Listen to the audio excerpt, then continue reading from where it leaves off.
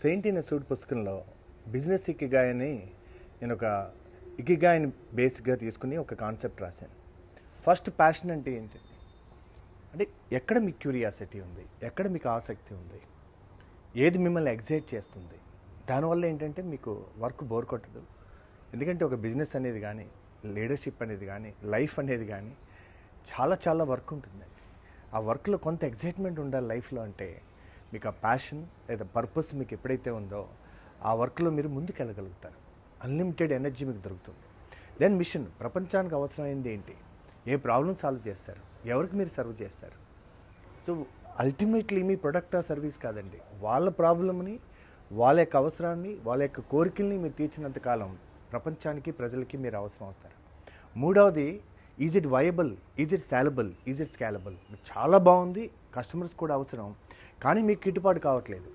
మీరు ₹1,00,00,000 ఖర్చు పెడితే మీకు టర్న్ ఓవర్ చేస్తున్నారు బాగానే, కానీ ఆదాయం కంటే ఖర్చు ఎక్కువ ఉందనుకోండి, ₹1,00,00,000 మీరు టర్న్ ఓవర్ చేసి ₹1,10,00,000 ఖర్చు అవుతుంది అనుకోండి.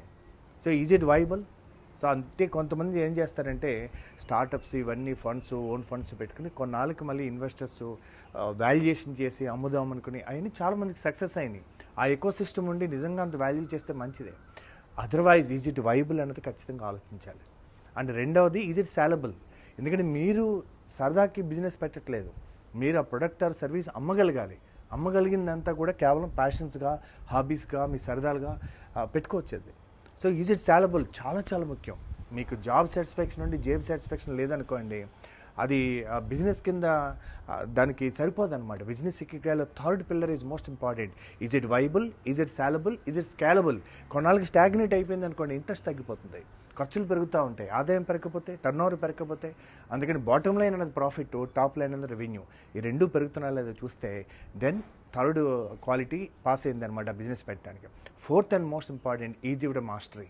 Is it your mastery. లేదా మీరు ఎవరితో కొలాబరేట్ అవుతున్నారో వాళ్ళకి మాస్టరీ ఉందా. సో మాస్టరీ లేదనుకోండి, మిస్టేక్ చేసి చాలా ఖర్చు పే చేస్తూ ఉంటారు. అందుకని లైఫ్లో మోస్ట్ ఇంపార్టెంట్, క్రికెట్లో ఎలా డిఆర్ఎస్లో 15 సెకండ్లు మాత్రమే ఉందో, మోస్ట్ ఆఫ్ ద టైం మనం క్విక్ డెసిషన్ తీసుకోవాల్సి ఉంటుంది. ఆ డెసిషన్ తీసుకున్నా ఒక్కొక్కసారి దాని కాన్సిక్వెన్సెస్ ఉంటాయి, డెసిషన్ తీసుకోపోయినా దాని కాన్సిక్వెన్సెస్ ఉంటాయి. The cost of wrong decision and the cost of ఇన్డెసిషన్.